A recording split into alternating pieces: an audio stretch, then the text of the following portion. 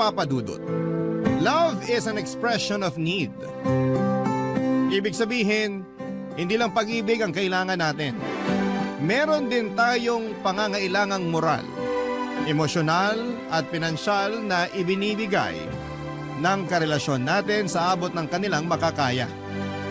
Mahalaga rin ang pagiging bukas ng komunikasyon natin sa isa't isa upang matalakay ang mga pangangailangan yon ng tama at walang nilalabag na kondisyon. Yan ang mga natutunan ko sa buhay na gusto kong ibahagi sa programa ninyo, kaya sumulat ako. Pero bago ko ipagpatuloy ang aking istorya, ipabati muna ng isang magandang tanghali sa mga katulad kong solid kabarangay na nakatutok sa Barangay Love Stories. Ako po si Dencio, 34 years old at nagtatrabaho sa isang restaurant sa Caloocan bilang all-around waiter at kitchen staff. Pero kasabay ng pagtatrabaho ko sa gabi ay ang pag-aaral ko sa umaga. At umaasa ako na sa 2026 ay makakapagtapos na rin ako sa kurso kong Business Administration. Pangarap ko na talagang makapagkolehiyo.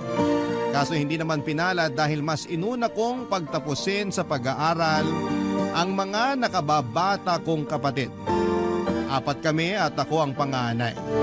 Maaga kaming naulila sa mga magulang dahil magkasunod silang nagkasakit at namatay.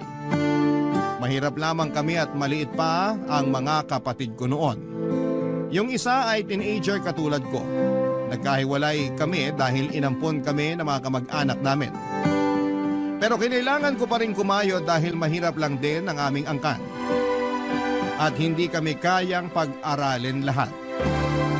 Kaya nga proud ako na sa wakas ay nagbunga na rin ang pagsisikap ko sa pagtatrabaho dahil lahat ng mga kapatid ko ay college graduate na.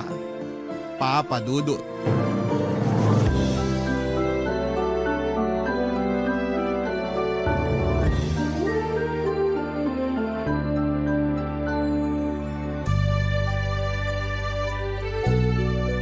Congratulations, mahal! Ha? Sabi ko, congratulations! Congratulations saan? Kasi graduate na si Bunso. Okay, pero di ba dapat siyang kinokongrats mo, hindi ako?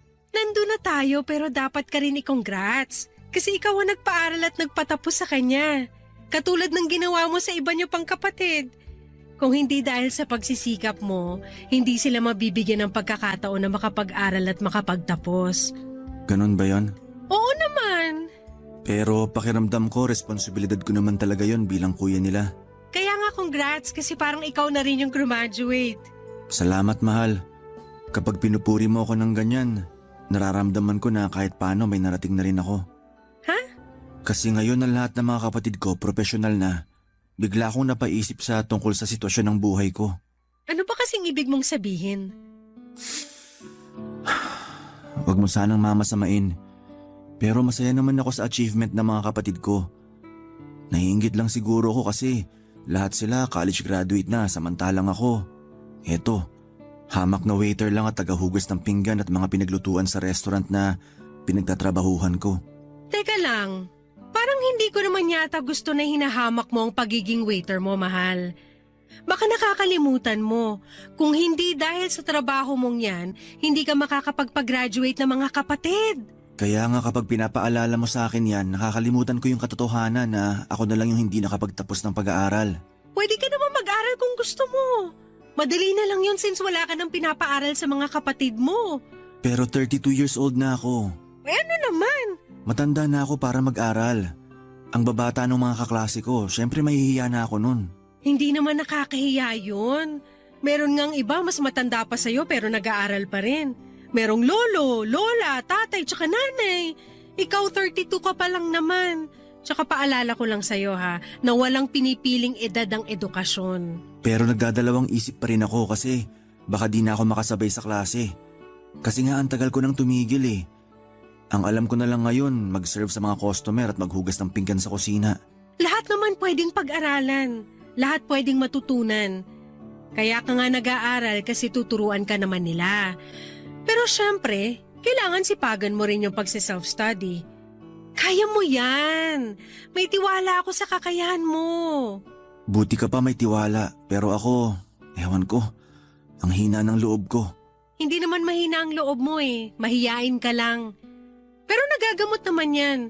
Basta magtiwala ka lang sa kakayahan mo. Nandito lang naman ako para sumuporta sa'yo sakaling gusto mo mag-aral ng college. Talaga? Talagang talaga. Pero 4 na taon yun kung sakali. Hindi ka ba maiinip na hintayin ako makagraduate? Hindi naman. Pero ano bang ibig mong sabihin? Naisip ko lang kasi na baka gusto mo na magkaroon tayo ng pamilya, mahal. Ayoko naman magdesisyon lang para sa sarili ko. Kailangan kong i-consider yung nararamdaman mo. Thank you sa pag-consider sa akin. Pero walang kasi yung 4 na taong yun kumpara naman sa ikatutupad ng pangarap mo. Masaya ako na suportahan ka, na i-cheer ka pag kailangan mo ko. Tungkol naman sa pagpapamilya, bata pa naman ng 30 tsaka 32. Hindi naman ako nagmamadali na magka-baby tayo. Kaya kung ako sa'yo, pag-isipan mong mabuti kung itutuloy mo na yung pag-aaral mo. Huwag kang matakot. Nandito lang naman ako sa tabi mo.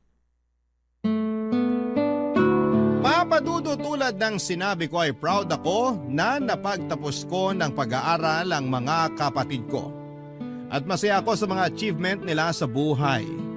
Pero yun din yung pagkakataon na napatanong ako sa sarili ko na paano naman ako. Doon ko naalala na minsan ay nangarap din pala ako makatungtong sa kolehiyo.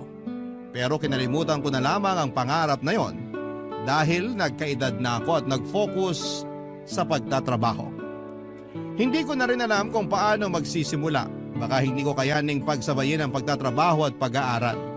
Hindi rin naman kasi ganong kalaki ang kinikita ko at wala akong ipon dahil sa ilang taong pagpapaaral sa mga kapatid ko. Mabuti na lang at nandyan si Annalyn na handang makinig sa akin kapag naguguluhan ako sa buhay o pinagdududahan ko ang sarili ko. Lagi niyang pinapaalala sa akin kung gaano kahalaga ang role na ginagampanan ko bilang panganay sa aming magkakapatid. Pero nahihiya pa rin ako kasi high school graduate lamang ako. Siguro nga ay naging insecurity ko na yon na nadala ko na rin sa relasyon namin ni Annalyn. Madalas akong sumasama sa mga labas niya para ipakilala sa mga kaibigan niya. Dahil naranasan ko nang matanong tungkol sa tinapos ko. Hindi naman sa kinakahiya ko ang pagiging high school graduate ko, pero pag sinasabi ko yon sa kanila ay natatahimik na lamang sila. Tapos mag-uusap sila ng topic na hindi naman ako makakarelate. Si Annalyn ang first girlfriend ko at minsan ay napapatanong ako sa sarili ko kung anong nagustuhan niya sa akin. Samantalang marami naman siyang manliligaw na may mas mataas na edukasyong tinapos. Pero laging sinasabi sa akin ni Annalyn yung mga magaganda at kahangahangang bagay na nakita niya sa akin na wala sa iba. Kaya nga kahit paano'y napapanatag ako. Isang araw, sinama ako ni Annalyn sa bahay nila. Pero hindi niya sinabi sa akin na may party pala doon dahil birthday ng tiyahin niya na nagbakasyon galing sa Amerika.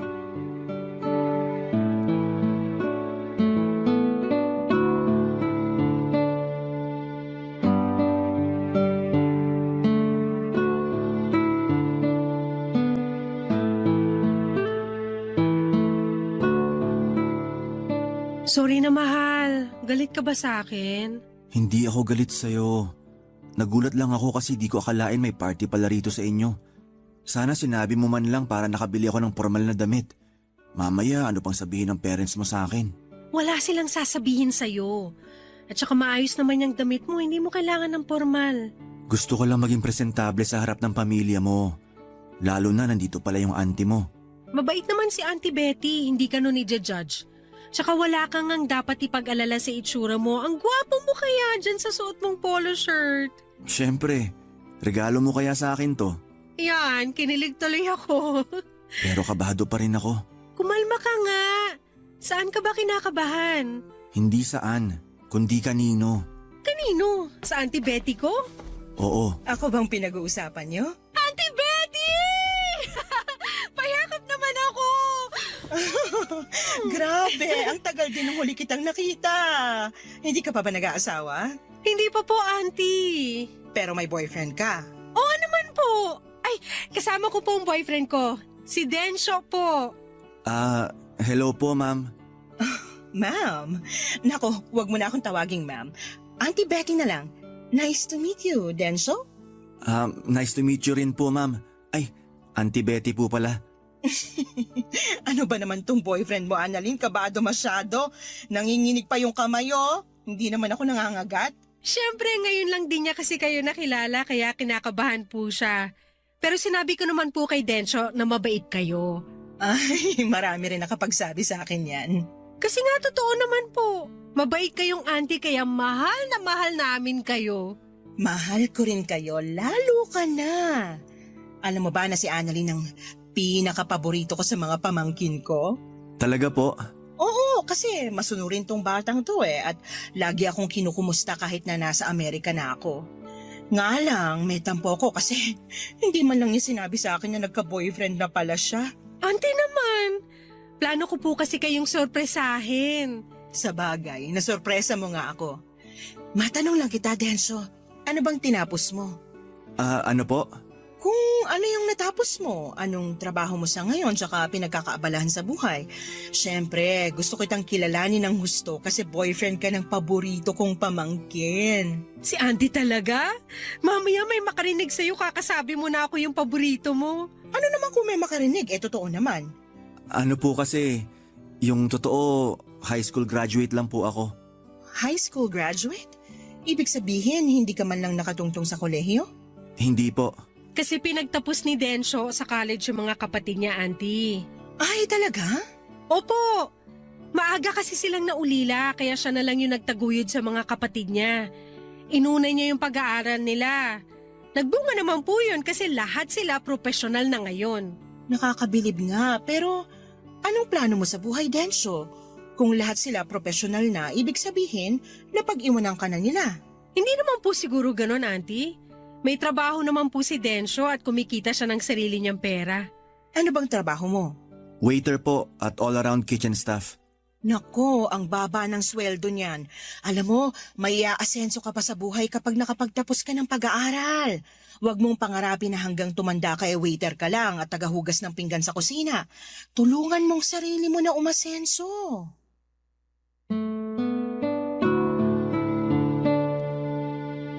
Papadudot mabait si Auntie Betty pero may pagkaprangkang manalita. At ramdam ko yon habang sinasabi niya sa akin na tulungan ko raw ang sarili ko na umasenso. Hindi naman ako na-offend dahil mabuti naman ang hangarin niya.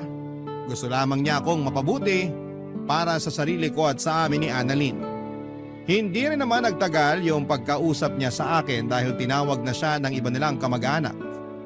Pero pag may pagkakataon ay bumabalik siya sa pwesto namin ng girlfriend ko para makipagkwentuhan.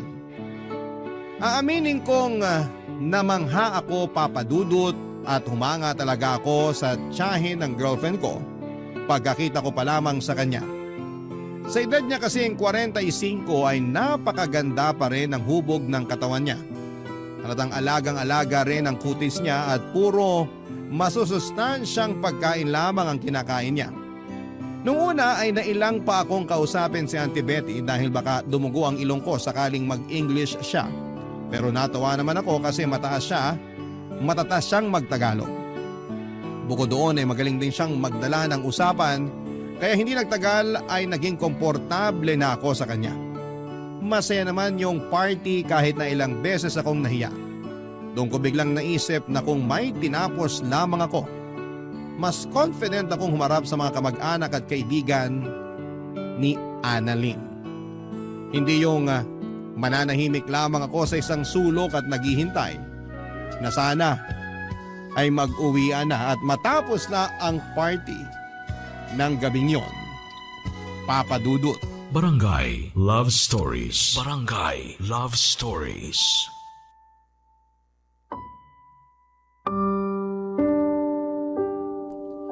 Papadudot ng mga sumunod na araw ay napadalas ang pagpunta ko kina Annalyn dahil lagi akong ini-invite doon ng Auntie Betty niya para mag-lunch or mag-dinner. Na-appreciate ko naman kasi ramdam ko na kasama ako sa pamilya nila. Isang buwan lang din kasi itong magbabakasyon sa Pilipinas kaya siguro isinusulit na nito ang bawat sandali. Pag nandun ako sa bahay nila ay lagi nagluluto si Auntie Betty ng specialty niya na putahe. At talaga namang masarap magluto si Auntie Betty. Sa katunayan ay nakakadalawa o 3 plato pa ako sa mga luto niya. Bagay na kinatutuwaan niya sa akin. Maraming magagandang kwento sa akin si Annalyn tungkol sa tiyahin niya. Wala itong anak pero nagkaasawa naman. Maaga nga lang itong nabiyuda matapos mamatay sa sakit ng asawa nitong Pinoy. Mahal na mahal daw ni Auntie Betty yung namayapan niyang asawa at yon ang dahilan kung bakit nagpakalayo-layo ito. Hindi kasi makausad si Auntie Betty dito sa Pilipinas. Dahil lagi nitong naaalala ang mister niya kaya nag-decide itong mag-abroad. Sa ilang taon niya sa Amerika ay nakaipon siya ng pera para makapagpatayo ng business doon. Mabait talaga si Auntie Betty, siya ang paboritong tiyahin ng karamihan sa mga pamangkin niya, Papa Dudut.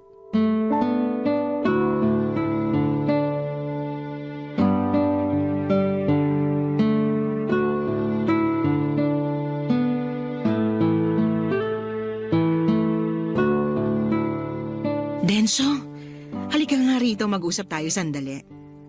Sige po. Busy pa naman si Annalyn sa kusina, kaya samahan mo muna ako rito sa sala. Magkukwentuhan muna tayo, ha? Okay po. Sige po, Auntie. Kumusta? Nasarapan ka ba sa mga luto ko? Opo, nagustuhan ko lahat. Mabuti naman. Alam mo, yan din ang putahe na paborito ng namayapa kong asawa eh. Sa katunayan, naalala ko siya sa'yo. Talaga po? Oo, kahawig mo siya. Para kayong pinagbiyak na bunga kaya nagulat talaga ako nung unang beses na nakita kita. Mas lalo akong nagulat nung pinakilala ka ni Annalyn bilang boyfriend niya. Pero, pwede ba akong mag-request sa'yo? Sige, ano po yun? Huwag mo na akong masyadong ipo. Pakiramdam ko matanda na ako eh. Wala pa nga akong 50. Hindi naman po kayo mukhang matanda. Pero sige, hindi ko na kayo ipopo kung ayaw nyo. Salamat. Gusto ko lang maging komportable tayo sa isa't isa. Lalo naaalala ko, tinawag mo pa akong ma'am nung pinakilala ako sa'yo ni Annalyn. Hindi ko lang kasi alam kung paano kayo i-address. Kaya naisip ko tawagin na lang kayong ma'am para paggalang na rin. Wala namang kaso yon, pero boyfriend ka ng pamangkin ko. Ibig sabihin, kapag kinasal kayo, magiging tiyahin mo na rin ako. Speaking of kasal, matanong ko lang, may plano ka bang pakasalan si Annalyn? Meron pero hindi pa namin pinag-uusapan. Hindi naman kami nagmamadali eh. Ganun ba? Mabuti kasi may gusto sana akong ialok sa'yo. Ano yun? Plano sana kitang pag-aralin eh. Nabanggit kasi ni Annalyn na pangarap mong makapagtapos ng college pero nagdadalawang isip ka raw. Naisip ko, baka wala kang pantusto sa pag-aaral mo kaya ako na lang gagastos nun para sa'yo. Pero Auntie Betty, nakakahiya pa rin. Hoy, wala yun. Marami sa mga pamangkin ko ay pinag-aral ko rin. Kaya bakit ka mahihiya sa akin? Kasi hindi nyo naman ako kaano-ano. Ayos lang yun. Tsaka pangarap mong makapagtapos ng pag-aaral, kaya nga tutulungan kita. Pero may request lang sana ako sa'yo, Denso. Ano yun? Atin-atin lang sana tong pagpapaaral ko sa'yo ha. Kasi baka masilip ako ng iba kong kamag-anak. Pera ko naman ang ginagastos ko pero ayoko sa lahat pinag-uusapan ako. Hindi nyo naman kasi ako kailangan pag-aralin. Ayos lang naman ako. Ayos lang sa'yo na hanggang dyan ka na lang. Akala ko pa naman mataas ang pangarap mo sa buhay kasi ganun ang pagkakakwento sa akin ni Annalyn tungkol sa'yo eh. Kaya nga nagustuhan na kita para sa kanya kahit na hindi magandang trabaho mo. Huwag naman kayo magsalita ng ganyan tungkol sa trabaho ko. Marangal naman yun. Hindi ako nagnanakaw o nangaagrabyado ng iba. Nando na tayo sa marangal. Pero hanggang saan ka dadali ng pagiging waiter mo? Pamahal ng pamahal ang mga bilihin. Sigurado ko na maliit lang naman kinikita mo dyan. Paano mo pakakasalan si Annalyn? Paano pag nagkaroon na kayo ng sarili niyong pamilya? Kaya nga kung ako sa'yo, susunggaban ko na yung pagkakataon na pwede kang makapag-aral at makapagtapos. Tandaan mo, mas maraming magagandang oportunidad ang darating sa'yo pag may tinapos ka. Sa bagay, tama naman lahat ng mga sinabi nyo. Oo, kaya pag-isipan mo. Pero yun nga lang, may kondisyon. Atin-atin lang. Tapos, hindi mo rin pwedeng sabihin kay Annalyn. Papa Dudut, hindi ko akalain na kakausapin ako ni Auntie Betty para alukin ng pag-aaral. Na libre na siya ang may sagot. Wala rin naman akong nakikitang masama kung totoong concern lamang siya sa akin at sa magiging buhay namin ang pamangkin niya sa hinaharap kapag kinasal na kami. Tama nga naman siya na mas maraming magagandang opportunity ang pwedeng dumating sa akin sakaling may diploma ako't nakapagtapos ng pag-aaral. Ibig sabihin ay hindi na ako habang buhay na magiging waiter at tagalinis lamang sa kusina. Pero nalungkot ako. At napaisip noong sinabi niya sa akin na dapat sekreto lamang namin yon. Akala ko dahil ayaw lamang niyang malaman ng iba niyang kamag-anak pero pati pala sa girlfriend kong si Annalyn ay ayaw din niyang sabihin ko. Buti na lamang at pumayag siyang pag-isipan ko muna bago magdesisyon at nangako ako na ipapaalam ko ang sagot ko sa kanya sa lalong madaling panahon. Ang lapad ng ngiti ni Auntie Betty at kitang-kita ko ang pag-asa sa mga mata niya na papayag ako sa gusto niyang mangyari. Pero nagdaan ang 1 linggo. Hindi pa rin ako nakakapagdesisyon at napansin na yon ni Annalyn, Papa Dudut.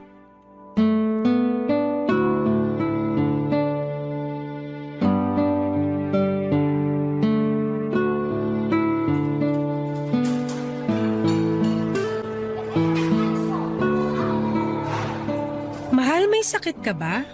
Ha? Kako kung may sakit ka. Wala naman. Bakit mo natanong? Ilang araw ko na kasing napapansin na parang balisa ka. May nangyari ba? Sa family mo, sa work? Wala naman. Ayos lang family ko at work. Pero yung totoo, meron talagang bumabagabag sa akin eh. Ano yun? Tsaka bakit hindi mo sinabi sa akin agad? Plano ko naman talagang sabihin sa'yo pero stressed ka rin itong mga nakaraang araw sa trabaho mo. Ayoko naman makisabay. Sa bagay, pero okay na ako. Ready na ako makinig sa'yo, kaya sabihin mo na, mahal. Kinausap kasi ako ni Auntie Betty nung nakaraang nagpunta ako sa inyo. Talaga? Ano pinag-usapan nyo? Nung una, tinanong niya ako kung nasarapan daw ako sa luto niya. Sabi ko oo, kaya natuwa siya. Tapos nagkwento na siya tungkol sa namayapan niyang asawa na kahawig ko raw. Oo nga, no? Kung titignan kayong maigi, magkahawig nga kayo ni Uncle. Pero mas gwapo ka lang talaga. Siyempre, boyfriend kita eh. Mahal naman eh. Huwag mo na ako ikumpara dun sa patay. Joke lang. Pero yun lang ba yung pinag-usapan nyo? May sinabi rin pala siya sa akin. Ito talaga yung gumugulo sa isipan ko. Ano ba yun? Sinabi sa akin ng auntie mo na gusto niya akong pag-aralin. Talaga? Ang bait talaga ng auntie kong yun. Oo, pero nagtaka ako kasi di naman niya ako kaano-ano. Nabanggit niya na marami siyang pinag-aral sa mga pinsan mo kaya ayos lang daw na pag-aralin niya ako. Oo, kasi mabait yang si Auntie Betty. Generous din. Kaya lang nahihiya pa rin ako. Gusto niya raw akong pag-aralin para magkaroon tayo ng magandang future. Pag nakapagtapos daw kasi ako ng pag-aaral, mas maraming oportunidad ang pwedeng dumating sa akin. Hindi na ako habang buhay magiging waiter at tagahugas ng pinggan. Naiintindihan ko naman yon at aaminin kong gusto kong tanggapin yung alok niya pero Pero ano? gusto niya isikreto ko sa mga kamag-anak niya yung pagpapaaral niya sa akin. Pati sa'yo, mahal. Pati sa akin? Oo. Sinabi niya na ayaw daw niyang may masabi sa kanya yung iba niyong kamag-anak sakaling malaman nila na pinapaaral niya ako. Pero bakit pati sa'yo, di ba? Hindi mo ba siya natanong kung bakit? Hindi na. Kasi may tumawag sa cellphone niya at naging busy na siya dun. Parang bigla naman akong nalungkot. Kasi pati sa akin gusto niyang itago yung plano niyang pagpapaaral sa'yo. Oo. Pero na-realize ko na hindi ko pala kaya magtago ng sikreto sa'yo. Thank you, mahal. Kasi sinabi mo sa akin. Na-appreciate ko yun. Oo naman. Tsaka mahal kita. Ayoko magkaroon tayo ng misunderstanding dahil lang dito. Mahal din naman kita, kaya nga salamat ulit sa pagsasabi mo. Pero ano nang desisyon mo?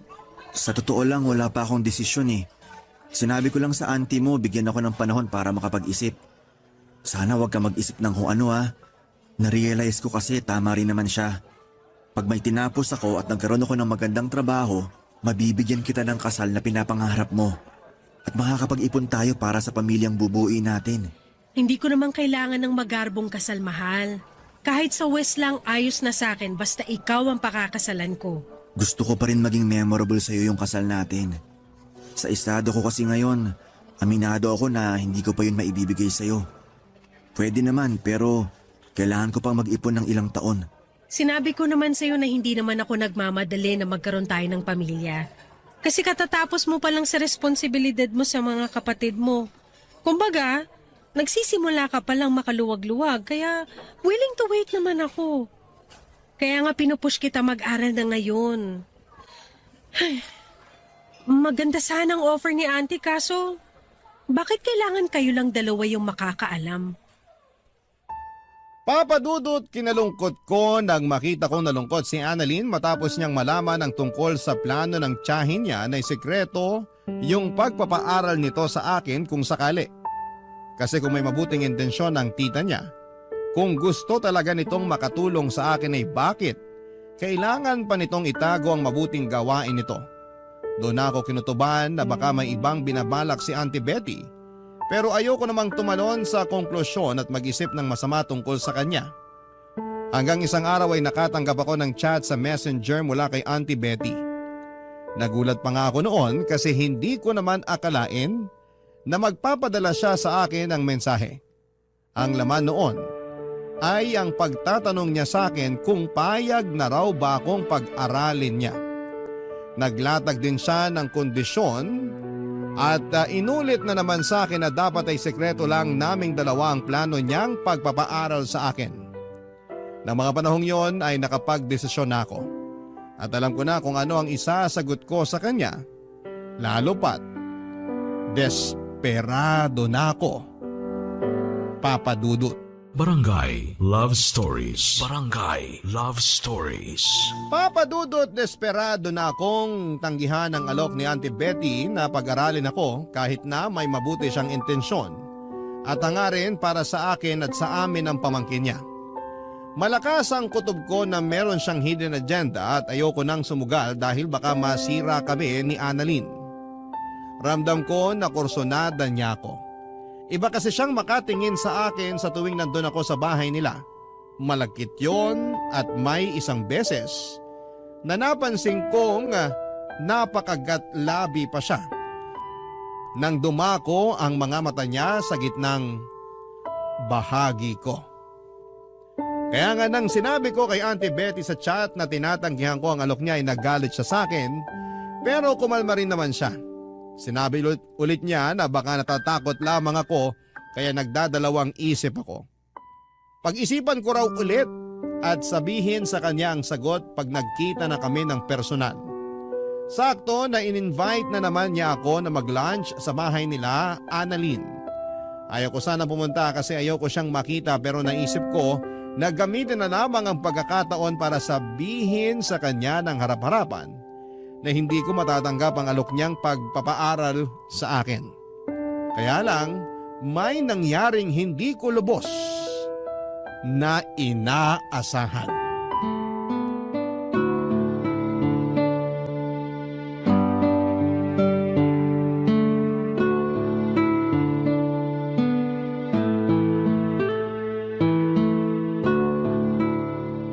Salamat na lang po sa alok nyo pero hindi ko na po matatanggap yung pagpapaaral nyo sa akin. Di ba sinabi ko nang wag mo na akong ipo? Ay, tigas ng ulo mo. Tapos ngayon ikaw pa may ganang tumanggi sa alok ko? Pasensya na po pero narealize ko kasi na… Na ano? Ang sabihin mo maarte ka lang. Baka naman hindi talaga totoo yung sinabi sa akin ng pamangkin ko na gusto mong mag-aral. Kasi wala ka naman talagang pangarap para sa sarili mo. Kontento ka na lang dyan sa trabaho mong napakababa ng sweldo. Gusto ko pa rin pong mag-aral, pero gagawin ko yun nang hindi umaasa ng tulong mula sa inyo. Paano mo nga yun gagawin? Ang baba nga ng sahod mo. Baka lalo kang mamulubi. Baka nakakalimutan nyo, pinag-aral ko mga kapatid ko. Pinagtapos ko silang lahat ng koleyo. Kinaya ko yun mag-isa. At nagawa ko yun sa pag-waiter lang at paghuhugas ng pinggan at pinaglutuan. Kaya wala kayong karapatan na insultuhin ang trabaho ko. Oo ang galing mo naman pala. Pero alam ko pagod ka na kaya hayaan mo na lang ako na babyhin ka. Ano pong sinabi nyo? Alam mo kasi, gustong gusto kita, Denso. Yun yung dahilan kaya gusto kitang tulungan at gusto ko rin isikreto natin yun kay Annalyn. Ano bang pinagsasabi nyo, auntie? Simula kasi nung makita kita, hindi ka na nawala sa isip ko. Kamukhang kamukha mo yung namayapa kong asawa at miss na miss ko na siya. Tumigil na po kayo kasi hindi naman ako yung asawa nyo. Ayaw mo ba talaga sa akin? Maganda naman ako, sexy. Mas masarap pa ako sa girlfriend mo. Auntie Betty, anong ginagawa niyo kay Densyo? Ikaw pala, Annalyn. Tsaka ano nga yung sinabi niyo? Mas maganda kayo sa akin? Mas sexy at mas masarap? Bakit? Totoo naman, di ba? Tingnan mo nga yung katawan mo kumpara naman sa katawan ko. Kaya ako dapat yung mas gustuhin sa ating dalawa ni Densyo. Kaya pala gusto niyong isikreto yung pagpapaaral niyo sa kanya kasi may hidden agenda kayo sa boyfriend ko? Paano mo nalaman yan tungkol sa plano kong pagpapaaral sa kanya? Sinabi ko sa girlfriend ko kasi alam ko na hindi tama yung gusto nyo mangyari. Kung totoong wala kayong masamang intensyon at concerned lang talaga kayo sa kapakanan ko at sa magiging pamilya namin ni Annalyn, bakit ko kailangan isikreto sa kanya? Yun naman pala, may hidden agenda kayo sa akin. Kursunada nyo ako. Ano kasi? Kayo pa naman yung paborito kong tsahin. Pero hindi ko akalain na tataluhin niyo ako. Buti nilang loyal sa akin yung boyfriend ko. Aanhin mo naman yung pagiging loyal ng lalaking yan kung di ka naman niya kayang bigyan ng magandang buhay sa hinaharap. Huwag mo sabihin sa akin na handa ka magpakasal sa waiter at tagahugas ng pinggan na yan. Oo, at wala ka ng pakialam doon. Marangal ang trabaho ni Densyo. Tanggap siya ni na mami at daddy kaya bakit hindi ko siya pakakasalan? Tsaka alam ko sinasabi niyo lang yan dahil inggit kayo sa akin. Kasi ako, meron nagmamahal sa akin, sa inyo wala. Anong sinabi mo? Ulitin mo yung sinabi mo. Mahal, tama na. Huwag mo nang sagutin yung auntie mo. Mabuti pa, umalis na lang muna tayo. Hindi, ayoko! Dito lang tayo. Gusto kong ipamukha sa babae niya ng kapal na mukha niyang insultuhin ka eh. Hindi ko nga kinakahiya na hindi ka pa nakakapagtapos sa pag-aaral.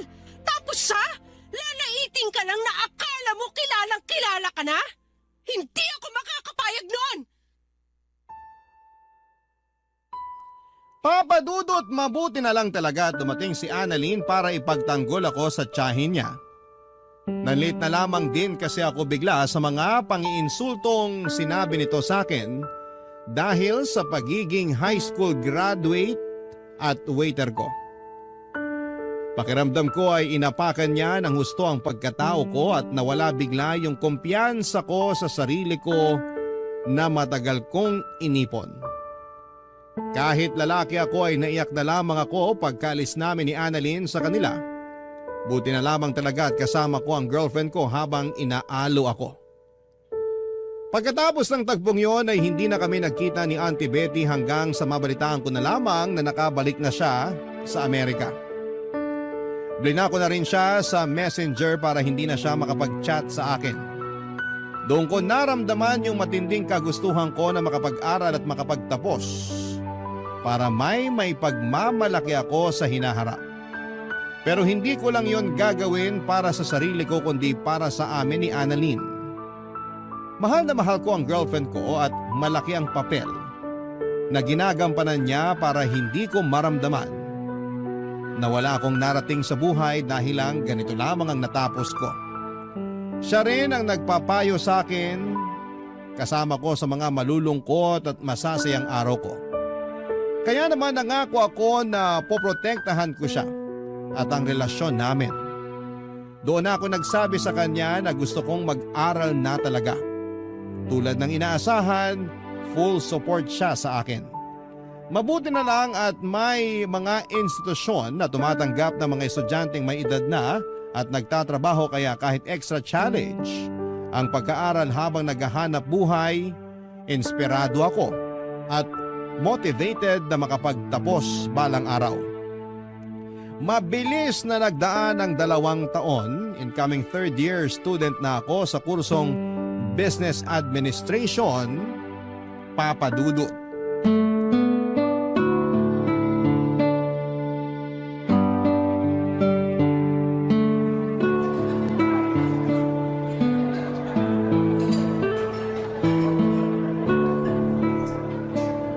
Congratulations, mahal! Congratulations saan? Kasi magta-third year ka na! Thank you pero di pa naman ako graduate. 2 taon pa halos bubunuin ko. Pero darating ka rin dun. Makakagraduate ka rin. Basta wag ka lang sumuko. Gusto lang namang kitang i-congrats ngayon para alam mo kung gaano ako ka-proud sa'yo. Simula pa lang nung nag-decide ka mag-aral, sobrang tiyaga at sipag mo. Kasi kinakaya mong isabay ang pag-aaral mo sa pagtatrabaho. Hindi madali yung ginagawa mo at talaga namang nakakabilib yun, mahal. Hindi ko naman magagawa yung lahat kung wala ang tulong at suporta mo. Ikaw talaga yung inspirasyon ko. Kaya nga masaya ako para sa atin. Buti na lang talaga hindi ka pumayag no na pag-aralin ni Auntie Betty. Tapos may kapalit naman pala kaya ganun siya kabait sa'yo. Kahit na desperado na ako, nararamdaman ko na rin na may mali. Kaya nga hanggat maaari, gusto ko na lang umiwas sa kanya. Pero ayoko namang mabastos siya kaya pumupunta pa rin ako sa inyo sa tuwing ini-invite niya ako. Pero bakit kasi hindi mo sinabi sa akin agad? Ayoko lang masira ang relasyon niyo magtiyahin. Ayokong masira yung reputasyon niya sa'yo. Tsaka wala pa naman siyang ginagawa sa akin nun. Kumbaga, naghihinala pa lang ako na kursunada niya ako. Pero di ko pa talaga napapatunayan. Hanggang sa manggaling na nga yun sa mismong bibig niya. Nakakalungkot lang kasi kailangan masira yung relasyon namin dahil sa kanya. Pero bago naman siya umalis, nag-sorry siya sa akin. Talaga? Anong sabi mo? Tumango lang ako. Hindi ko pa kasi siya kayang patawarin matapos yung ginawa niya eh. Iniisip ko baka namimiss lang niya yung asawa niya. Tapos nagkataon nakahawig ko kaya nakursunadahan niya ako. Pero mali pa rin kasi boyfriend kita. Marami namang ibang lalaki dyan na pwede niya magustuhan. Yung single, walang sabit. Kaya bakit ikaw pa, di ba? Ginagalang ko pa naman siya kasi tsahin ko siya pero hindi na niya ako nirespeto. Nalulungkot din ako sa nangyari. Di ko akalain na mauuwi sa ganun yung simpleng pagbabakasyon niya rito. Pero iniisip ko na lang na baka mapatawad ko pa rin naman siya pagdating ng araw. Kahit paano naging mabait pa rin naman siya sa akin at sa parents ko. Pero hindi na lang talaga may babalik yung closeness namin katulad ng dati. Maiintindihan naman niya siguro yun. Kahit hindi niya maintindihan, hindi ko na problema yun. O siya, huwag na natin pag-usapan si auntie mo kasi nakaalis na naman siya. Pag-usapan na lang natin yung future natin together. Sakaling makagraduate na ako. Sige, ano bang naisip mong gawin? Madami. Gusto ko mag-business tayo. Mag-ipon para makapagpagawa ng sarili nating bahay. Gusto ko kapag magkakaanak na tayo, meron na tayong bahay na masasabi nating atin. Yun din naman yung gusto ko. Pero may isa pa talaga akong gusto. Ano yun? Maging asawa ka. Ako rin naman. Kaya nga sabi ko sa'yo, handa akong maghintay. Pero ako yata yung hindi na makapaghintay. Anong ibig mong sabihin? Gusto na kitang pakasalan.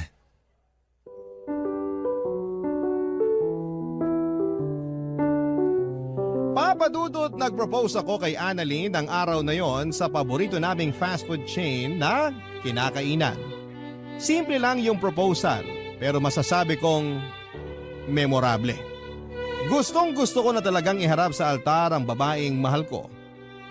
At hindi na ako makapaghihintay pa na makagraduate bago ko gawin ang bagay na yon. Sa susunod na taon pa talaga ang plano naming pag-iisang dibdib, pareho na kaming kabado at nananabik ni Annalyn. Sa kasalukuyan ay nagsisikap ako sa pag-aaral habang nagpupursige rin sa pagtatrabaho. Gusto ko kasing makaipon ng pera para mabigyan ko ng pangarap niyang kasal ang girlfriend ko.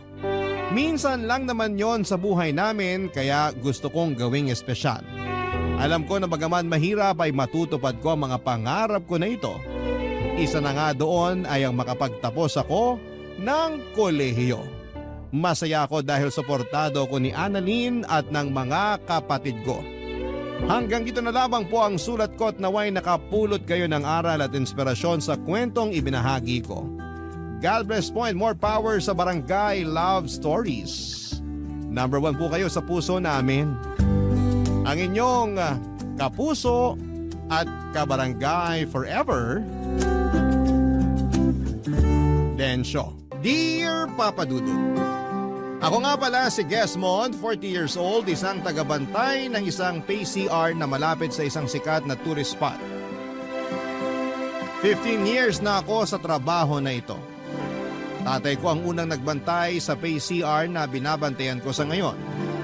Tatay ko ang unang nagbantay doon nung kagagawa pa lamang. Tawag nga sa kanya ng mga taga roon ay manager. Siya rin ang nagrekomenda sa may-ari na ako na lamang ang kuning kapalit niya.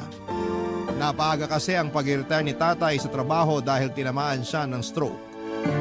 Kinailangan niyang magpahinga. Maayos naman na naging pasahod dito, siguro'y dahil parang halos magkaibigan sina tatay at ang may-ari noon.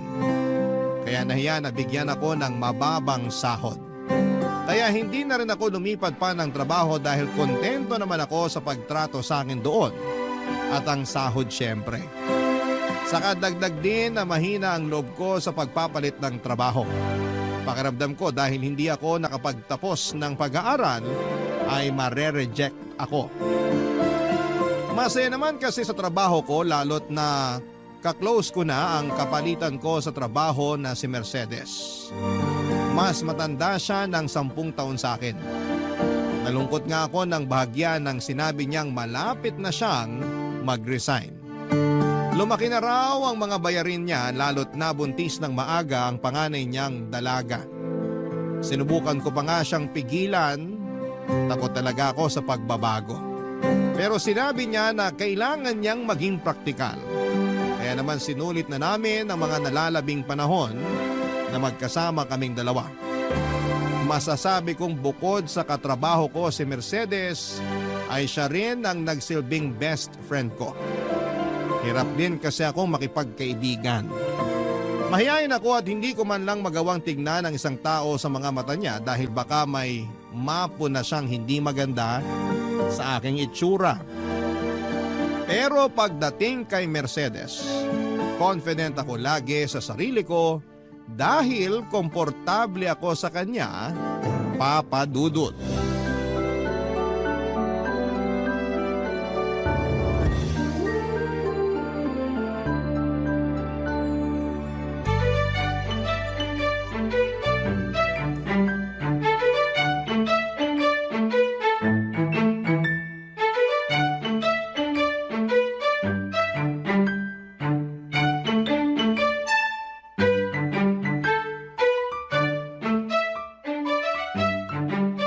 Nakasimangot ka na naman dyan, Mercedes. Eh sino bang hindi sisimangot? Patapos na nga yung shift ko, tapos makikita ko pa kung gaano kadugyot iniiwan ng last customer yung isang cubicle. Hindi ba siya naturuan mag-flush pagkatapos dumumi? Wala tayong magagawa. Hindi lahat katulad natin na mitikuloso sa CR. Yung dumi niya, hindi pang 10 piso pang 500 pesos. Buti hindi siya lumagpas bago shift ko. Napansin ko na kung paano niya ipitin yung mga hita niya. Tapos nung nakalapit na siya sa akin, parang tumatayo yung balahibo niya sa braso. Senyalis na pala yun. Wala na tayong magagawa. Nangyari na eh. Nakadumi na siya. Nalinisan mo na nga eh. Ang hirap ng trabaho natin. Hindi sapat yung pasahod. Tapos ang dudugyot pa ng mga customer. 1 buwan mo na lang naman titiisin, di ba? Eh yun na nga 1 buwan na nga lang. Pero balak pa ata akong pahirapan. Para wala ka na raw dahilan para bumalik. Para ma-realize mo na tama lang ang desisyon mong umalis. Masaya naman na sana ako rito. Kahit na may mga dugyot lang talagang customer. At syempre, nandito ka, na nakakakwentuhan ko, na pagsasabihan ko ng sama ng loob ko sa pamilya ko. Pwede pa rin naman tayo magkwentuhan kahit wala ka na rito. Magkita tayo kapag day off natin. Ay nako, malabo na yon. Paano malabo? Nagbabalak akong pumunta sa ibang bansa. May tutulong na sa akin. Nakahanap ka na ba ng trabaho mo sa ibang bansa? Hindi pa, doon pa lang ako maghahanap. Pwede ba yun? Di ba haharangin ka kapag wala ka namang employer doon na pupuntahan? Stricto kaya sa airport. Magti-TNT ako. Hoy, mali yan. Delikado pa. Marami ng kababayan natin ang na-deport dahil dyan. Yung iba nga, hindi na nakabalik ng Pinas. Umayos ka, Mercedes. Ay nako, marami nang gumagawa niyan sa ibang bansa. Kunwari turista lang pero maghahanap na agad ng trabaho ron. Saka tutulungan naman ako ng pinsan ko. Nakakatakot siyang gagawin mo. Ikaw pang natakot ako nga itong makikipagsapalaran dun. Paano kung matalo ka sa pakikipagsapalaran mo? Alam mo yung pagiging nega mo, bawas-bawasan mo nga. Kaibigan kita, kaya sasabihin ko sa'yo na hindi maganda yung pag-uugali na yan. Hindi ka aasenso kung ganyan lagi ang mindset mo.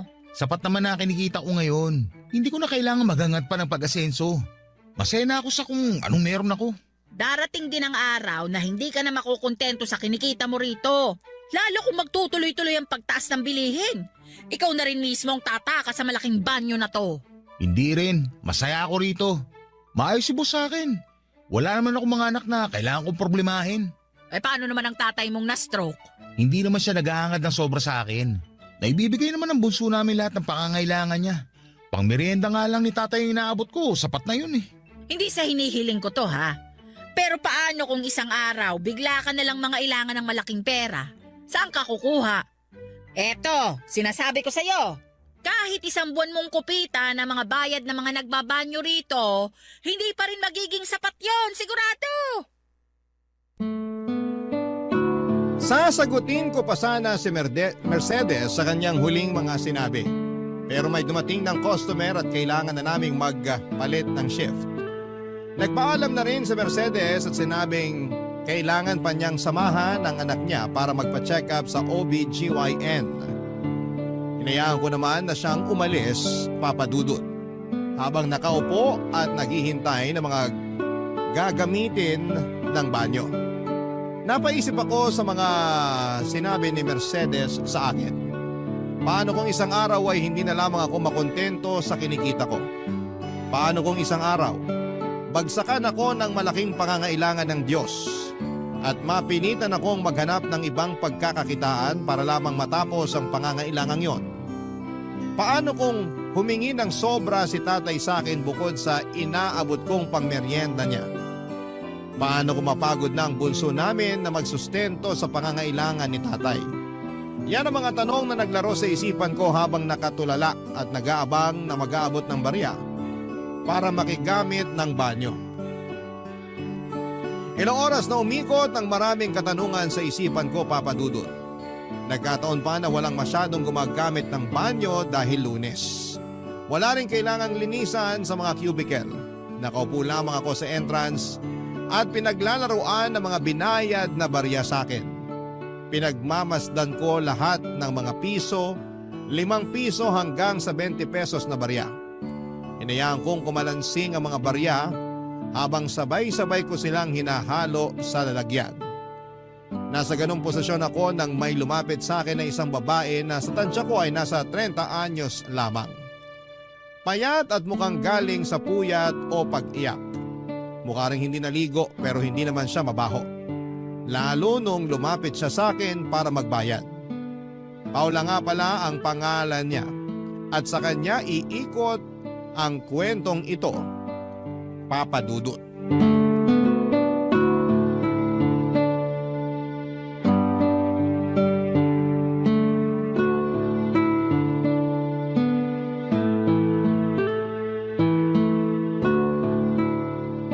Ihi, dumi o ligo. Magkano pag-iihi? Hindi mo ba nakita yung karatula rito sa mesa? Hala, nasaan yung karatula rito? Nakita mo ba? Kararating ko lang. Magkano pag dumi? 10 piso. Andito lang yung kanina bago umalis yung katrabaho ko eh. Baka kinuha niya. Magkano pagligo? 20 para sa isang medium size na timba. Pwedeng dagdagan yung tubig pero may dagdag na 10 piso. Shampoo naman 15 isa. Ang mahal ng shampoo niyo rito? Wala nang mura ngayon. Wala ka na bang ibang i-offer bukod sa ihi, dumi at ligo? Bakit? Gusto mo bang offeran kita ng buy one take one burger? Nagtatanong ako ng maayos. Pasensya na. Naiirita lang ako kasi nawawala yung karatula rito. Mapipilitan na naman ako magsabi ng presyo sa bawat customer na gagamit ang banyo. Pwede ka naman magsulat na lang muna sa papel tapos ipatong sa mesa para makita ng mga customer mo para hindi ka na abalahin. Matalino ka ha?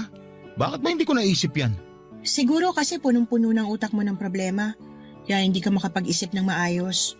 Siguro valedictorian ka nung nag-aaral ka pa no? Salutatorian lang. Ilalang mo ang salutatorian samantalang ako. Kailangan ko pang bumili ng floor wax o walis tingting para lang makapasa. Sana nga bumili na lang ako ng floor wax para hindi na napudpud at napagod ang utak ko sa pag-aaral nun. Sana na-enjoy ko pang makipaglaro sa mga kaklase ko. Masaya talaga kami mga floor wax group. Alam namin nun na floor wax lang sapat na. Hindi rin naman magagamit sa totoo lang ang taas ng grado kapag napunta ka sa totoong mundo. Ano bang requirements ng totoong mundo? Tibay ng loob. Matibay bang loob mo? Ano ba talagang pinunta mo rito? Ihi, dumi o ligo? 15 ang shampoo ha. Magkano kapag iiyak lang? Bakit hindi ka nalang umuwi sa bahay niyo para doon umiyak? Yung mga customer mo ba rito, kaya mong sabihin na sa bahay na lang umihi o dumumi? Salutatorian ka nga. Magkano pag iiyak? Pag-uusapan namin ng boss ko yan para ilagay sa karatula. Ikaw pa lang kasi ang unang nag-request niyan. Pwede ba na 15 para sa 10 minutong iyak? Hindi ako gagamit ng tubig pero kung may tissue kang iaabot, pwede ko rin kunin. Ganito na lang. Dahil ikaw ang unang customer ko na iiyak, ibibigay ko na sa'yo ng libre. Doon ka na lang sa pangatlong cubicle ha, para hindi ka makaistorbo doon sa mga susunod na customer. Thank you sa pa-free trial mo. Pero 5 minuto lang. Hapon na kasi. Baka magsidagsaan na yung mga bababa ng jeep at bus dyan sa harapan. Baka pwedeng tumawad. Gawin mo ng 7 minuto na lang. Di ba kapag hihingi ng tawad, dapat binabawasan? Bakit mo pinapatagdagan? 6 na minuto. Sige, pero walang tissue na kasama ha. Ano, deal? Deal. Pumasok na nga si Paula sa ikatlong cubicle, Papa Dudut. Sinubukan kong pakinggan kung paano siya umiyak pero wala akong narinig. Tinuon ko na lamang ang atensyon ko sa pagsusulat sa papel ng mga presyo ng ihi, dumi at ligo with shampoo. Nang bigla kong narinig ang malakas na pag-iyak ni Paula. Nagulat ako. Nag-alangan akong pumasok sa banyo dahil walang magbabantay ng kaha. Nag-alangan din ako dahil baka magulat siya at hindi na maging komportable sa pag-iyak niya. Nagtalo ang loob at isipan ko at nag-alala kasi ako para kay Paula. Baka kung ano na rin ang gagawin niya sa mga susunod na minuto. Nag-overthink na ako. Paano kung doon niya kitlin ang buhay niya? E di ako ang maglilinis ng dugo. Mas mahirap pa yon kesa sa paglilinis ni Mercedes ng duming kumalat sa shift niya. Papadudod sinikap kong pumirme sa upuan ko. Binuhos ko ang atensyon ko sa pagbibilang ng barya. Nagdasal ako na sana ay may ibang customer pa na dumating para mapigilan si Paula kung sakaling balak nitong tapusin ang buhay niya. Pero walang dumating at hindi na rin ako nakatiis. Kaya naman pumasok na ako sa loob ng banyo at kumatok sa ikatlong cubicle. Napatigil sa pag-iyak si Paula at nagreklamo siya at sinabing wala pang 6 na minuto ang pag-iyak niya. Sinabi ko sa kanya na nag-aalala ko. Sinabihan ko siya na huwag gagawa ng hindi maganda sa sarili niya dahil ayokong mapagbintangan at ayokong maglinis ng dugo niya. Doon na nga siya natawa, Papa Dudut. At makalipas ang 1 minuto, lumabas na siya ng banyo. Namumugto ang mga mata at tinapik ako sa balikat at saka nagpasalamat. Balak pala talaga niyang kitlin ang buhay niya noon. Mabuti na lamang at kumatok ako, Papa Dudut. Barangay Love Stories. Barangay Love Stories. Papa Dudut, malaki ang takot ko sa mga taong kumikitil ng buhay nila. Ganon kasi ang ginawa ng nanay ko noong bata pa lamang kami ng kapatid ko. Pagkasundo niya sa amin ni Bunso sa school ay pinaghandapan niya kami ng merienda. Pero sinabi niyang kainin namin yon sa labas ng bahay. Hindi naman kami nagtaka ni Bunso at wala rin noon si tatay dahil nasa trabaho siya. Wala kaming napansing kakaiba kay nanay noon o baka masyado lamang akong inosente kaya hindi ko napansin na may pinagdadaanan na pala si nanay. Pagkatapos niyang iabot sa amin ang mga merienda naming orange juice at tinapay na may palamang mantikilya, hinatid niya kami sa labas ng bahay at pinaupo sa gilid malayo sa bahay. Niyakap niya kaming pareho.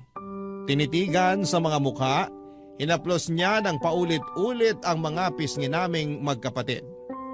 Nginitian ko siya at hindi ko makakalimutan ang sinukli niyang ngiti sa akin.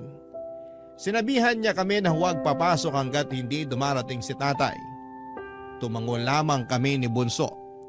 Pagkatapos noon ay pumasok na siya sa loob ng bahay at sinimulan na naming kaining magkapatid ang merienda namin. Nagtutuksuhan pa kaming dalawa nang bigla naming marinig ang malakas na patugtog ni nanay ng radyo sa kwarto nila ni tatay. Hindi naman namin yon inalintana. Nakafocus kami sa kinakain naming tinapay. Napasayaw pa nga ang bunso namin nang tumugtog ang paborito niyang novelty song sa radyo. Tinawanan ko ang kapatid ko at saka sinabayan siya ng pagsasayaw. Nang matapos namin ang merienda namin ay nakaramdam ako ng pagkulo ng sikmura. Gusto ko nang pumasok ng bahay para gumamit ng banyo. Pinigilan ako ni Bunso at pinaalala ang bilin ni nanay. Masunurin pa naman si Bunso, kaya nakisunod na rin ako. Makalipas ang ilang sandali ay dumating na si tatay ay may dalang isang pink na cotton candy para paghatian naming magkakapatid. Inaya na kami ni tatay na pumasok ng bahay at doon namin nakita si nanay na nakabitin sa kisame ng kwarto.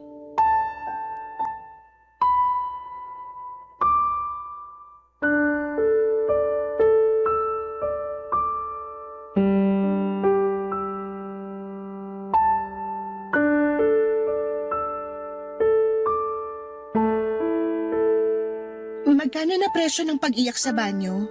Hindi ka na pwedeng umiyak sa banyo. Bakit naman? Hinahaluan mo na hindi maganda eh. Sorry nung nakaraan kung natakot kita. Balak mo pa ata ako masibak sa trabaho. O baka naman plano mo na idin ako sa kaso. Ayaw naman kitang madamay sa gagawin ko sana eh.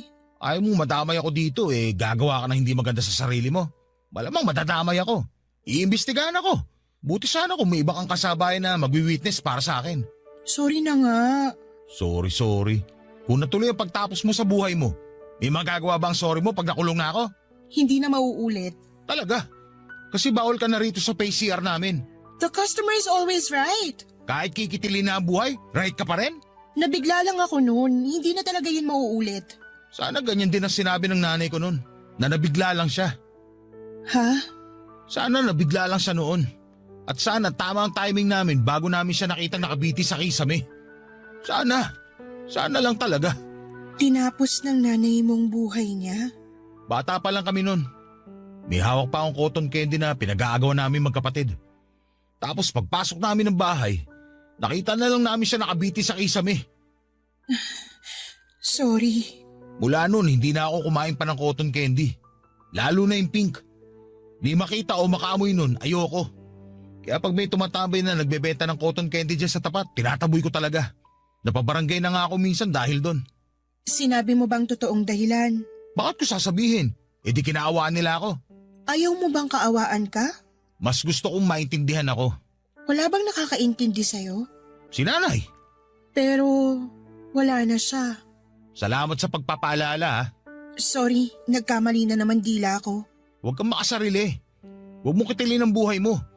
Buti sana kung ikaw lang makakaranas ng epekto ng pagkawala mo. Paano ang pamilya mo pag nalaman nila? O kaya boyfriend mo? Hindi mo alam kung gaano kahirap mag-move on kapag namatayan ka ng mahal sa buhay. Ilang beses ko bang kailangang mag-sorry? Huwag ka sa akin mag-sorry. Mag-sorry ka sa sarili mo. Lumalaban ang katawan mo para mabuhay ka.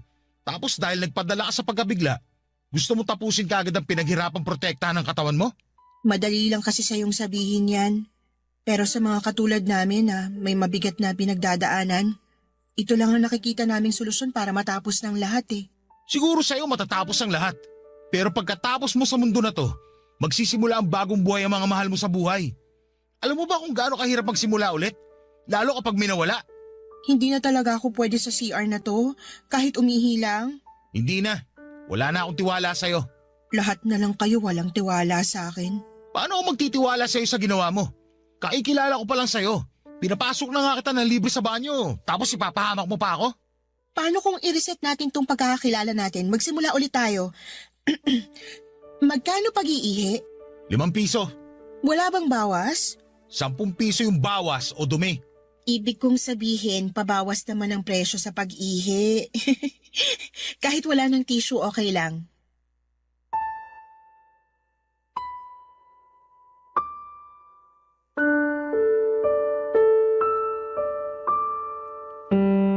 Nginitian ako ni Paula, isang ngiti na parang humihingi ng tawad. Isang ngiti na biglang nagpaalala sa akin kay nanay. Hindi ko alam ang mararamdaman ko noon, Papa Dudut. Masaya ba dahil matamis ang ngiti niya o malungkot dahil pinaalala niya si nanay? Hindi ko naman sinabi kay Paula ang naging laman ng isipan ko at pinapasok ko na siya sa banyo nang maiabot na nito ang 5 piso. Inabotan ko siya ng tissue at sinabing libre ko na yon. Muli niya akong initian at saka pumasok sa cubicle na napili niya. Binantayan ko siya noon at sinigurado na hindi na siya ulit gagawa ng nakaraang plinano niya. Nakampante lamang ako nang marinig ko na siyang mag-flush. Pagkalabas niya ng banyo ay nakahingi siya ng alkohol para sa kamay niya. Akala ko iaalis na siya pero naghanap siya ng pwedeng maupuan para tumabi sa akin. Hinayaan ko naman siya, Papa Dudut. Hindi ko lang siya masyadong inimik dahil nahihiya akong makipagkwentuhan sa kanya. Parang mas lumakas ang pagkabagsak ng confidence ko sa sarili dahil nakadikit ko na si Paula. Maganda po si Paula, hindi marahil kasing ganda ng mga artista o turista na nakikita ko sa paligid pero may sarili siyang ganda. Ganda na nagpapaalala sa akin kay nanay. Simple lang at punong-puno ng ngiti ang labi. Hindi mo aakalain na nababalot pala ang ngiting yon ng problema na nagawa nilang solohin. Mabuti na lamang at napigilan ko si Paula na kitlin ang buhay niya. Kahit papano ay parang gumaan ang loob ko dahil buong buhay ko wala akong ibang sinisi kundi ang sarili ko dahil sa pagkamatay ng nanay ko. Kahit wala namang nagpaparamdam noon sa akin, pero pinipilit kong ramdamin yon. Pakiramdam ko ay deserve ko ang paninisi dahil wala akong nagawa para pigilan si nanay na sumabit sa kisame, Papa Dudut.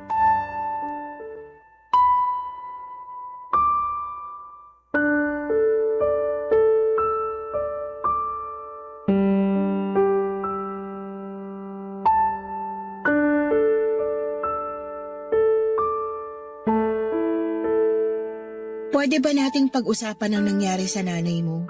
Hindi pwede. O pwedeng pag-usapan natin kung kumusta siya bilang isang ina? Bakit ba interesado akong malaman ng tungkol kay nanay? Mukha kasing naapektuhan ka niya nung Nung naging maramot siya at iniwan kaming pamilya niya? hindi naman siguro pagiging maramot ang ginawa niya. Ano palang tawag doon? Mapagbigay. Mapagbigay ng problema. Hindi na lang siguro nakayanan ng nanay mong pinagdadaanan niya. Bakit kasi hindi siya nagsabi? 3 kami kasama niya sa bahay. Lagi sila nag-uusap ni tatay. Lagi niya kami sinusundo magkapatid sa eskwela. Bakit hindi siya nagsabi? Kasi may mga taong mahina. Kaya pati pagsasabi sa iba ng pinagdadaanan nila, di nila magawa. Pakiramdam nila nakakastorbo lang sila o baka husgahan lang sila. Yan din bang naiisip mo nung pinlano mong tapusin ang buhay mo dito sa banyo namin? Oo, kaya naiintindihan ko nanay mo. Sana wag ka nang magalit sa kanya. Ikaw nga na bago ko palang nakilala galit na ako sa'yo sa ginawa mo. Paano na lang si nanay na mas matagal ko nakasama? Sa isang iglap, iniwan niya kami nang hindi kami handa. Bakit mo ko pipigilan magalit sa kanya? Tulad nga ng madalas sabihin ng mga tao, kahit ano man ang mangyari, nanay mo pa rin siya. Kahit na, ang sakit ang ginawa niya. Ngayon ba may hinala na kayo kung bakit niya ginawa yon? Alam ni tatay pero hindi niya sinabi sa amin ni Bunso. Siguro, pinoprotektahan niya lang kayong magkapatid. O baka si nanay pinoprotektahan niya. Masama ba yun? Yung protektahan ng tatay niyo yung nanay ng mga anak niya? Unahin niya munang protektahan kami at hindi ang tao nang iwan sa amin. Naiintindihan kita. Talaga? Parang hindi naman. Kanina mo pa ako kinukontra sa galit ko sa nanay ko. Ayaw lang kitang malunod sa galit. Mahirap yun, maniwala ka. Nalunod ka na ba sa galit? Nalulunod pa rin. Umahon ka na. Wala rin kwenta kung magagalit ka pa, di ba? Ayaw ko pang umahon. Baka may sumaklolo pa sa akin eh. Bakit hindi na lang ikaw sumaklolo sa sarili mo? Ayoko sa sarili ko. Bakit ko sasaklolohan? Hindi ko alam kung nagbibiro ka o totoo na. Kung alin sa dalawang pinakamagaan para sa'yo na tanggapin, yun na lang. Ako naman na magtatanong. Sige, magtanong ka lang. Bakit mo inisip tapusin ang buhay mo? Bakit bigla kang interesado sa buhay ko? Gusto ko lang malaman. Baka sakaling parehas lang kayo ng dahilan ni nanay. Kung parehas kami ng dahilan, mauunawaan at mapapatawad mo ba siya? Subukan natin. Susubukan ko.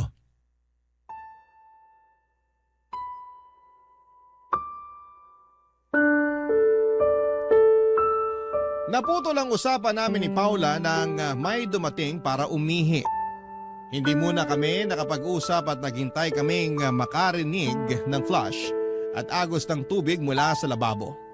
Nang pareho na naming marinig yon ay saka lumabas ang customer. Nakigamit ng alkohol at saka nagpasalamat sa amin.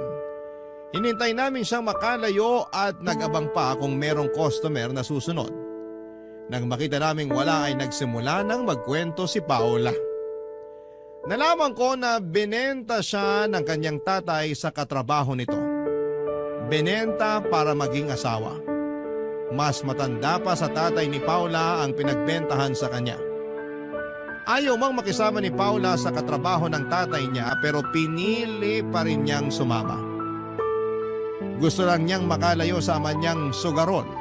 Hindi na bago kay Paula ang pagbebenta ng kanyang ama ng mga gamit nila tuwing natatalo ito sa sugal kaya hindi na siya nagulat nang siya naman ang ibenta ng kanyang ama. Siguro para sa mata niya, isa lamang siyang gamit. Walang halaga. Kaya bakit pa magtatagal doon si Paula? Akala niyang nakatakas na siya sa masaklap na pangyayari sa kanyang buhay nang mawala na siya sa poder ng kanyang ama. Pero impyerno rin pala ang inabot niya sa panagbentahan sa kanya ng kanyang ama.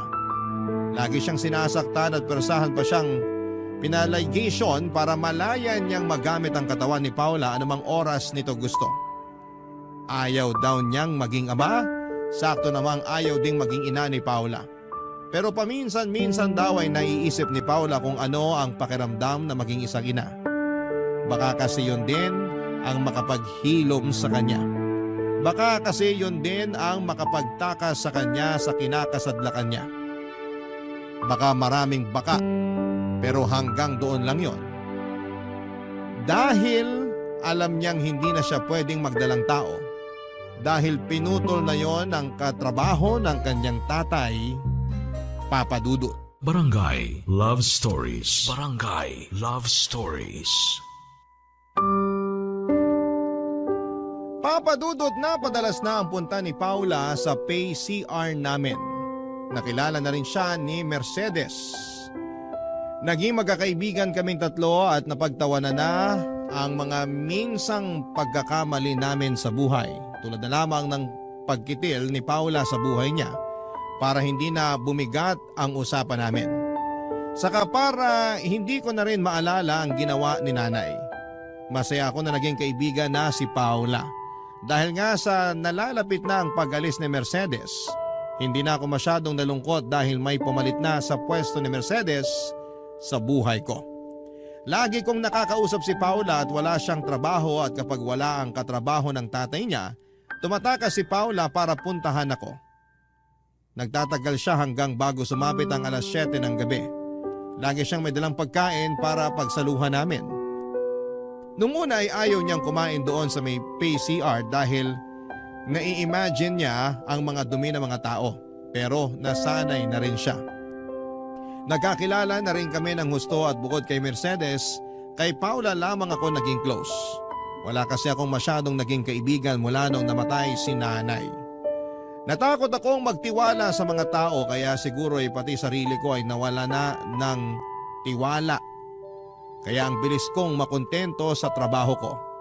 Dahil feeling ko ay yun lang naman ang deserve ko. Ganon papadudod kababa ang tingin ko sa sarili ko. Lagi yung nakukwento ko kay Paula.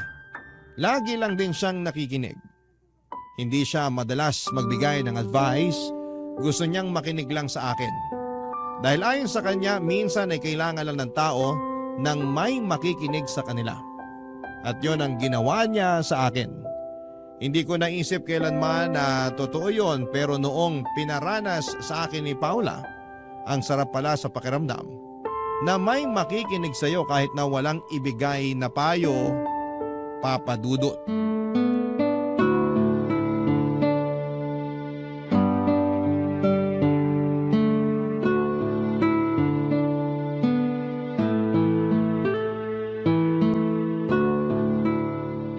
Sigurado ka bang gusto mong kumain ng giniling na baboy at corned beef? Bakit naman hindi? Matapos mong linisan yung dumi nung huling customer mo dito sa PCR nyo? Sanay na ako. Minsan nga kapag umuulan, dyan ako sa loob ng CR kumakain. Kadiri. Sanay na nga kasi. Kahit ano pang marinig kong tunog o maamoy galing sa mga customer, wala na akong pake. Kahit ako ganyan sa katrabaho ng tatay ko. Sanay na. May tatanong ako, Ano yun? bakit katrabaho ng tatay mo lagi ang sinasabi mo? Kasi yun naman siya sa buhay ko. Pero di ba parang asawa ka na niya? Parang lang. Pero para sa akin, katrabaho pa rin siya ng tatay ko. Bakit?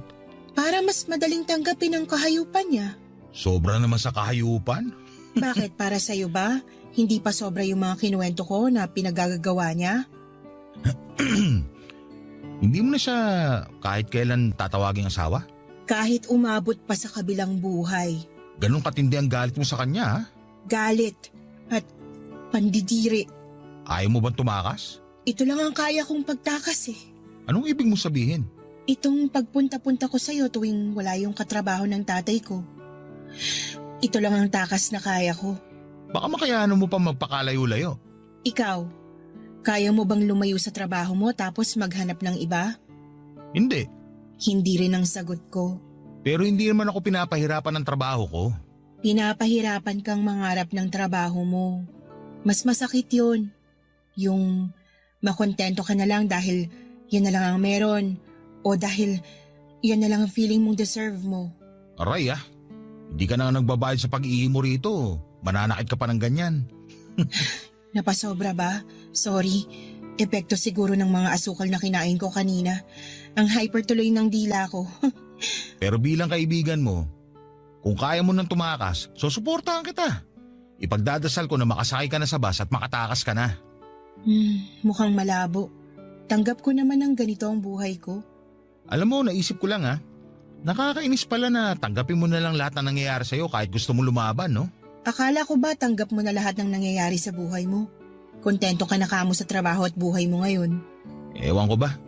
Mula nung nakilala kita, parang natuto na ako mag-isip ng tama para sa akin. Flattered naman ako. Seryoso nga. Bago ka dumating, okay na ako rito sa PCR. Kahit hanggang mabulok na ang mga buto ko. Tapos ngayon, Ngayon, parang gusto ko na ng pagbabago. Napatitig sa akin si Paula. Sinabayan ko ang pagtitig na yon at hindi ko alam pero parang nakita ko sa mga mata niya ang sarili ko. Parang naintindihan ko bigla ang pangangailangan ng sarili ko.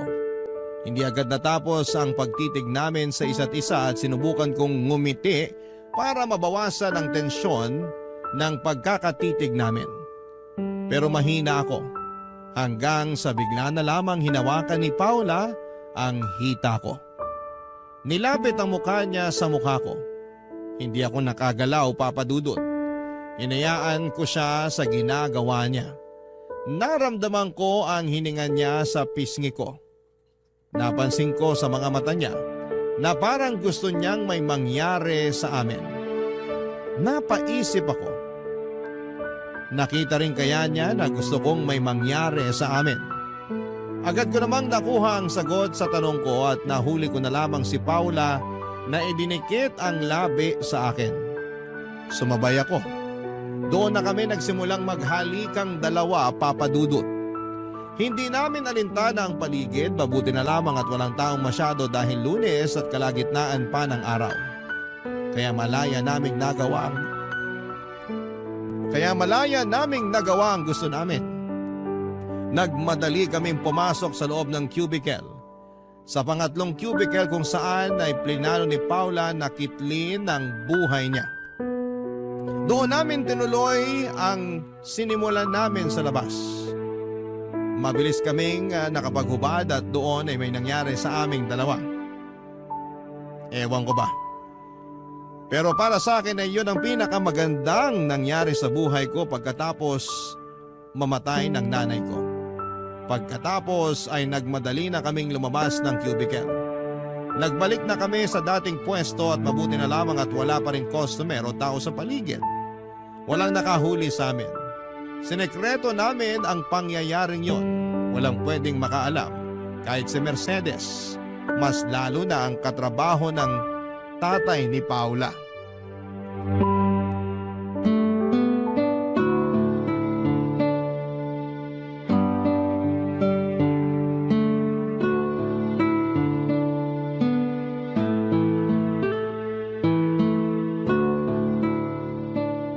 Nakatulala ka na naman. Ini-imagine mo na naman ang katawan ko, no? Na nakahubad? Hindi ko na kailangan mag-imagine. Nakaukit na sa isipan ko kung ano itsura ng katawan mo. Maganda ba? Walang kasing ganda. Bolero? Pero alam mo ba kung anong lagi ko nai-imagine? Ano? Yung buhay na kasama ka. Ganon? Bakit naman yan ang naiisip mo?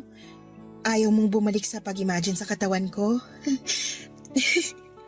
Makinis to. Pero biro, ikaw ba, hindi mo naiisip ang buhay mo kasama ako? Ano bang naiisip mo na magiging buhay natin? Ilalabas ko na ang ipon ko. Lalayo tayo rito sa Maynila. Para hindi ka na mahanap ng katrabaho ng tatay mo. Sasakay tayo ng bus patungo sa pinakamalayang probinsya sa Luzon. Marami akong baong pagkain para hindi ko malaman sikmura mo kapag mahaba ang biyahe. Tapos, Maghahanap tayo ng matitirhan. Maghahanap din ako ng trabaho. ako rin ba? Maghahanap din ba ako ng trabaho? Kung saan ka komportable. Ayos lang sa akin kahit ano. Basta ako, magtatrabaho ko para mabili ko lahat ng gusto mo. Anong klaseng trabaho ang gusto mo? Yung malayo na sa trabaho ko ngayon. Mangangarap ako ng mataas na sahod. Para siguradong mabubuhay kita. Ayoko naman na magsisi ka na sumama ka sa akin. Hindi kita kayang bigyan ng anak. Wala namang problema. Pwede tayo mag-ampun ng aso at gawin nating anak. Uso naman yun ngayon. Pero kung gusto mo ng pusa o goldfish, ayos lang din. Ikaw masusunod. Kahit anong pwede nating maging anak, mamahalin ko. Ang dami mo na palang plano. Nakakatawa nga eh. Bakit nakakatawa? Kasi dati wala naman ako ibang plano sa buhay. Basta gumising lang araw-araw tapos pumasok sa trabaho. Magbigay ng merienda sa tatay ko. Kumustahin ang bunso namin at saka matulog. Yun lang lagi.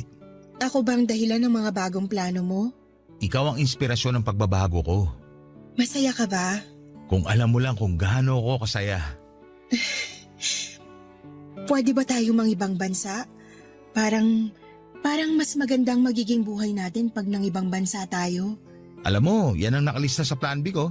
Ang dami mo na pala talagang plano. Sige nga, ano naman ang plan B mo? Yun nga, mangibang bansa. Kung pwede sana sa bansa kung saan si Mercedes para may kasama na tayo. Kung ayaw mo dun, pwede man kahit saang bansa basta kung saan ka magiging masaya. Gusto ko sana sa Canada o kahit saang bansa na may snow. Pag-iipunan ko yan. Huwag ka mag-alala. Makakaranas ka ng snow. Jasmond, Ano yun? salamat sa mga plano mo ha. Ikaw lang yung taong naging sigurado sa akin. Salamat. At sana maging sigurado ka na rin sa sarili at sa mga gusto mo. Pag umabot ka na doon, pangako, buo ang suporta ko. May pa-free trial ka pa rin ba ng iyak sa pangatlong cubicle? Naiiyak na naman ako eh. Para sa'yo, libre na yan palagi. May libre pang tissue. Maraming kinuhang tissue si Paula. Pagkatapos noon ay pumasok siya sa cubicle.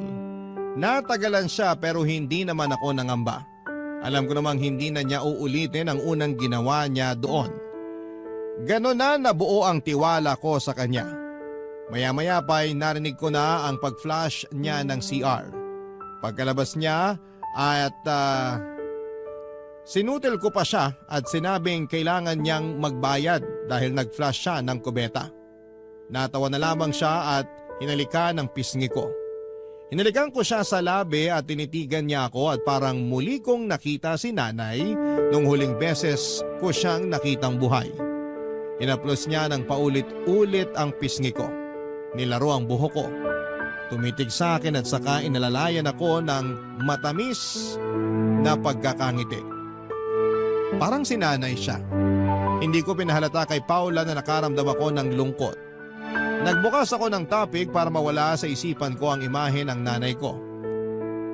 Nagtagal pa ng 1 oras si Paula kasama ko bago siya nagpaalam para umuwi na. Bago siya umalis, inabot niya sa akin ang tissue na ibinigay ko sa kanya noong pumasok siya sa banyo. Nakatupi yon. Sinabi niya sa akin na basahin ko yon pag nakauwi na ako ng bahay. Pinag-promise niya ako at sinunod ko. Nagmadali akong umuwi ng bahay after ng shift ko para lamang mabasa ko ang sinulat ni Paula sa tissue. At nang mabasa ko na yon, humiling ako sa langit ng rewind. Ibalik ako noong oras na magkasama kaming dalawa. Noong araw na yon, para binasa ko na kaagad ang laman ng tissue bago umalis si Paula. Isa kasi yung sulat ng pamamaalam. Pamamaalam na walang kinalaman sa pagkitil ng buhay. Pamamaalam lang sa aming dalawa. Sinabi niyang nalulunod siya sa mga plano ko para sa aming dalawa. Hindi raw siya sanay lumangoy sa magagandang plano at pangarap, kaya naman nalulunod siya. Ayaw niyang umahon dahil ayaw niyang magpasaklolo sa akin. Hindi raw siya ang tamang babae para sa mga pangarap at plano ko sa buhay. Ire-reserba ko na lang daw yon sa iba. Sa iba na mas karapat dapat at katulad kong may pangarap. Hindi kagaya niya. Wala siyang plano, wala na siyang pangarap. Kontento na siya sa masaklap na buhay niya. Nagalit ako, Papa Dudut, sa ikalawang pagkakataon at para akong inabandona at namatayan. Una, ang nanay ko. Sumunod naman ay si Paula. Mas masakit ang pag-aabandona ni Paula dahil nagsimula na ako sa gusto kong pagbabago at pangarap. Pero iniwan niya ako sa ere dahil hindi niya ako kayang samahan sa mga yon. Sa ngayon, Papa Dudut, ay nagpatuloy ako muli sa buhay sa pagbabantay ng PCR. Hindi na ako nangarap pang muli, natakot na ako. Noong nagsimula akong mangarap ulit, akala ko yun na ang pagbabago pero nagkamali pala ako. Katulad lang ni Paula si nanay nang iwan din siya kung kailan busog na ako sa saya at sa mga pangarap. Bakit kailangan nilang gawin yon? Bakit kailangan nilang mangiwan habang nasa rurok ako ng saya? Hindi ko na marahil malalaman ang sagot dahil hindi na muling nagpakita pa si Paula sa akin at nawalan na rin ako ng ganang hanapin siya. Nawala na ako ng gana para sa sarili ko. Nawala na ako ng gana sa kahit na ano. Maraming salamat po sa pagbasa ng aking liham. Mabigat ang liham na pinadala ko at hiling ko'y sana'y maunawaan ninyo ako. Muli maraming salamat po sa inyo sa mga kabarangay natin. Ang inyong kapuso at kabarangay forever, Desmond.